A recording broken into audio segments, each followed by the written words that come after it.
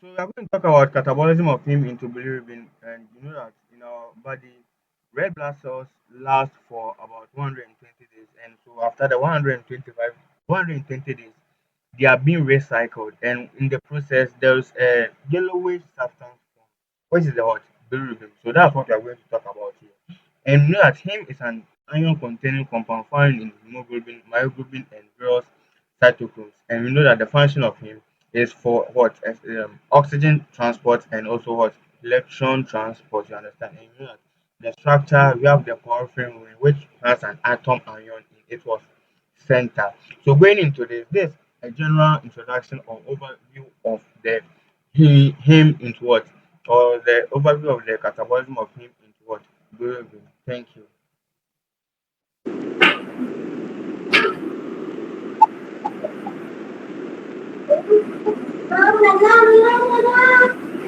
Okay, moving on, we'll be talking about the scope of heme turnover. So, in a healthy adult who weighs about 70 kilogram or above, produce about 250 to 300 milligrams of hemoglobin per day. And since the RBC have a lifespan of 120 days, about one third of the total hemoglobin is destroyed and replaced every day. So this equates to roughly 6 to 7 grams of hemoglobin being broken every 24 hours. So, and this come from, so the sources where we get the bilirubin from, 85 or 80% come from the sacient RBC, that means the destruction of the RBCs. And the remaining 15 to 20% comes from the shunt pathway or ineffective erythropoiesis, where a situation where the red blood cells are not matured but found in circulation. And the reason why our body need to catabolize heme is the body does not break down heme just to get rid of it. Catabolism serves as a critical physiological function. One, to prevent heme toxicity. So this means that to prevent heme from building up in our body. When our heme build up in our body, it can cause many contradictions. So the reason why heme is being broken down is to prevent the buildup of toxins. And two, to conserve and recycle iron. We know we need iron for several processes in our body. One in erythropoiesis and other things. So we break down heme to retain iron and also recycle it back into our system to be used. And the other one is also to breaking the porphyrin ring into a soluble one which can be reabsorbed into our system. So basically this is how our body break down heme, utilize it, and prevent any accumulation of them building up in our system.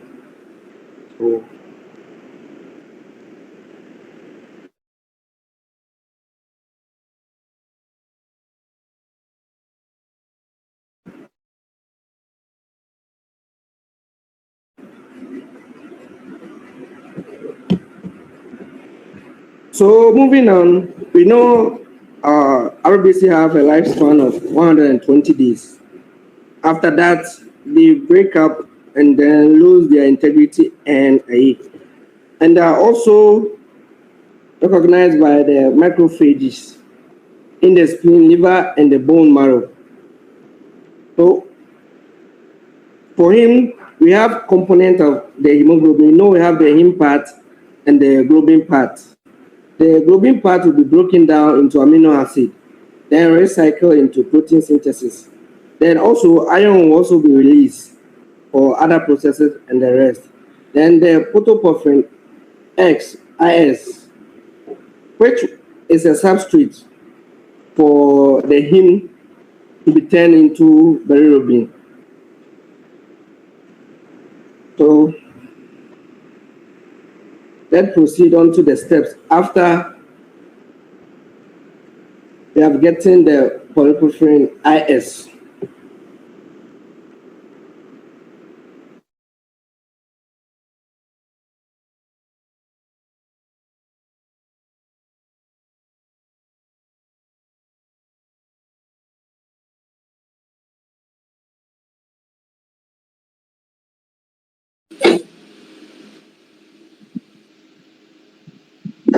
Okay, so I'm continuing. I can continue, right?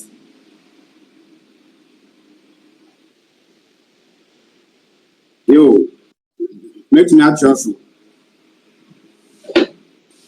So I'm continuing from the heme oxygenase. The heme degradation begins with the rate limiting enzyme. The heme oxygenase found in macrophages. It requires oxygen, NADAF, and cytochrome P450 reductase to function. The enzyme breaks down the heme by opening the porphyrin ring. This produces bilirubin, carbon dioxide, and formation for reuse or storage. So, what does the nut does to the heme? The nicotinamide adenine dinucleotide phosphate donates electrons to the heme, which supports the opening of the porphyrin ring, and also it helps to activate the oxygen. Okay, so I'm continuing from the next slide. The bilirubin reductase. These steps involves the enzyme bilirubin reductase, which acts in the cytosol of macrophages. It converts bilirubin into bilirubin using reducing power. Although bilirubin is more water soluble, bilirubin is a lipid allowing it to cross cell membrane and be transported to the liver. This final product, unconjugated bilirubin, is the yellow-orange pigment seen in jaundice. Thank you.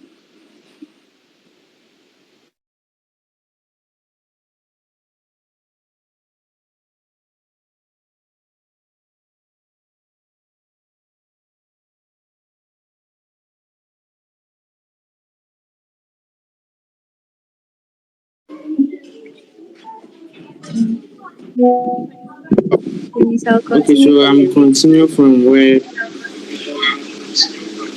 he ended. So we are come to talk about the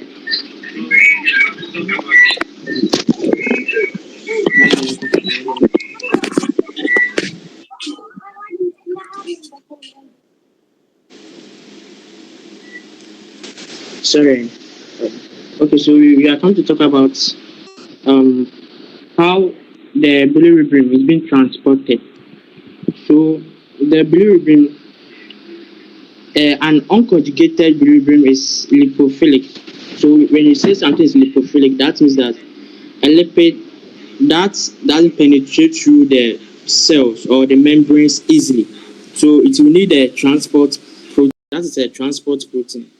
So unconjugated bilirubin binds tightly but reversibly to albumin in bloodstream. So albumin acts as a safe transport vehicle, as I talked about, carrying bilirubin from the site of production, which is the spleen, to the site of processing, which is the liver, that's the hepatic site. Yeah. So this bilirubin, it can't pass through membrane just easily. It will need a transport protein, which is the albumin. So this binding keeps the bilirubin in solution, preventing its non-specific tissue deposition, and delivers it efficiently to hepatocyte. That is the cells of the liver. So this bilirubin, it will bind to the albumin, so they will be in a solution in a specific tissue disposition. So in times they will then pass through the liver through the hepatocyte. That is the liver cells. So in solution, for maybe in a condition where the bilirubin is not able to pass through the liver, some drugs may be applied. So drug that compete for albumin binding is the sulfonylureas. That is one part of a drug that also help to displace bilirubin in the liver. So what we are discussing up here is that for the bilirubin, it has to be transported into the liver. So for it to be transported, we need a transport protein, which is the albumin. But sometimes in some conditions, it doesn't do that. So some drugs are being used so that it can help it to be transported into the liver. Okay, thank you.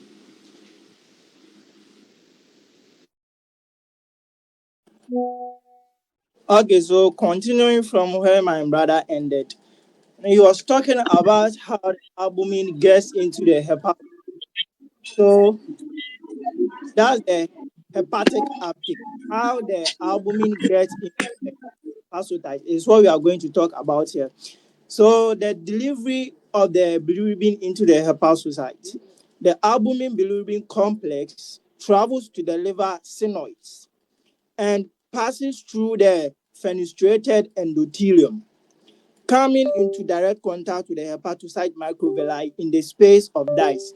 So the space that is created between the endothelium and the microvilli is where the bilirubin passes through to get into contact with the hepatocyte. Now let's look at the uptake mechanism of bilirubin getting into the hepatocyte. So dissociation, bilirubin detaches from albumin at the hepatocyte surface.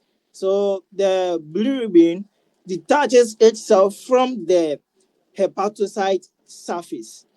Now let's look at the transporters that helps in getting the bilirubin into the hepatocyte. It is taken up into the hepatocyte primarily via vasylated diffusion. So the key transporters include the OATP1B1 and OATP1B3. That is the organic anion transporting polypeptides. So they help in transporting the bilirubin through the hepatocyte. Now, moving on, we also have now this transporter that I talk about. They are the major influx transporters that helps in transporting bilirubin into the hepatocyte. Now, let's look at the systolic binding. Now, once inside, bilirubin binds to ligand, that is the GST-A1, and Z protein, that is the FABP1. That is what goes on in the hepatocyte whilst the bilirubin has been bind to the ligand. Now, these proteins act as intracellular taxicabs, preventing bilirubin from influxing back into the sphenoid and directing it to the smooth ER for conjugation. So when the bilirubin has gotten into the hepatocyte in the body, now the proteins act as intracellular taxibars, which is going to prevent the refluxing back into the sphenoid and directing it to the smooth ER for conjugation. Now the diagram on the screen here is actually telling us how the bilirubin gets into the hepatocyte and making it able not to come back to the sphenoid.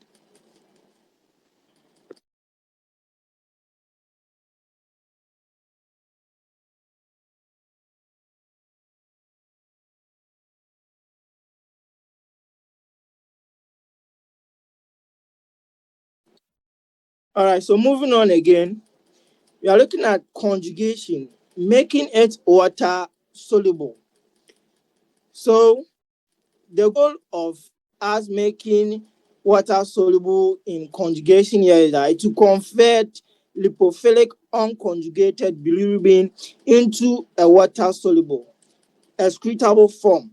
That is the enzyme. And the enzyme here, which is going to help us convert lipophilic unconjugated bilirubin to water soluble, is the UDP glucuronotransferase. That's the UGTA1, located in the smooth endoplasmic reticulum membrane. Now, step 1, monoglutamide transfers gluconoric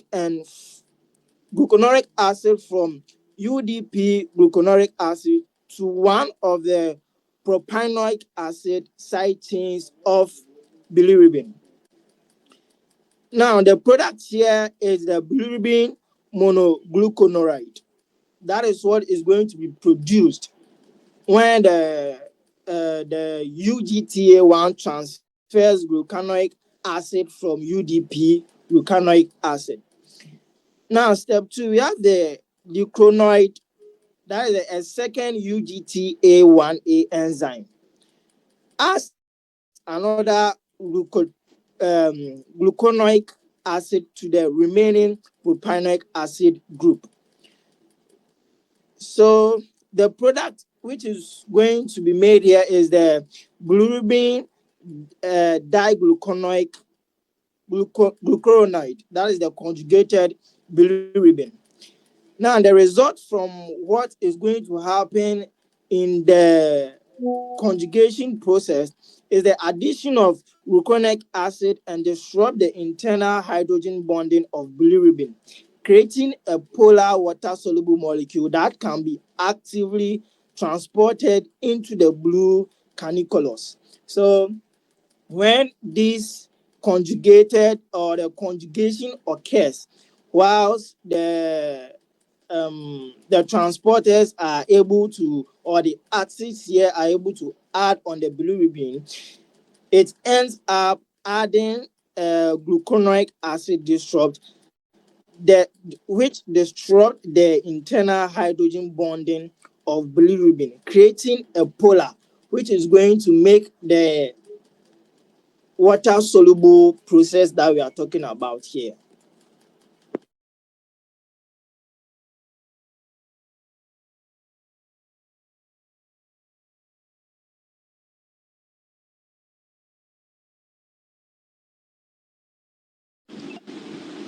So I'll be talking about the biliary excretion and gut metabolism. So with that, the body focuses on how the body processes and eliminates bilirubin, and we're talking about export and secretion. And with the bowel, conjugated bilirubin is moved into the bowel by MRP2 transporter, and this defect results in Dubin-Johnson syndrome. Also, with the gut, bilirubin travels through the gallbladder and is released into the duodenum. We also have intestinal metabolism, and with that, once in the gut, bacteria such as E. coli transform the bilirubin through deconjugation and reduction into urobilinogen and also stecobilinogen. Thank you.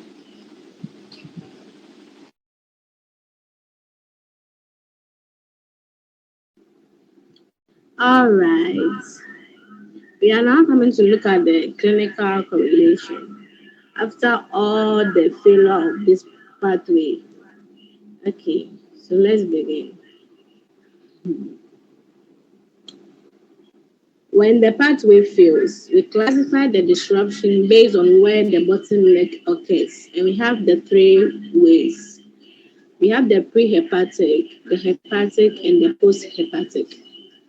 Talking about the pre-hepatic, this is an overproduction by the overproduction issue, typically caused by hemolytic anemias. The liver is healthy, but it cannot keep up with the sheer volume of it, leading to high levels of unconjugated bilirubin in the blood. With the hepatic, here the liver's process power is compromised, whether it's impaired uptake from drugs or genetic defects like the Gilbert syndrome. The liver fails to conjugate the bilirubin. Again, we see a rise in unconjugated levels. With the post-hepatic, this is an excretion failure. In case of hepatitis and critical blockage like gallstones and bilirubin, is conjugated but cannot exist. This results in high conjugated bilirubin when often leak in the kidney, causing bilirubin in the urine. So, in summary of all what we have said so far, the breakdown of heme is a complex relay race from the blood to the liver and finally to the bowel. Understanding each steps allow us to look at the patient's lab results and pinpoint the exact source of pathologies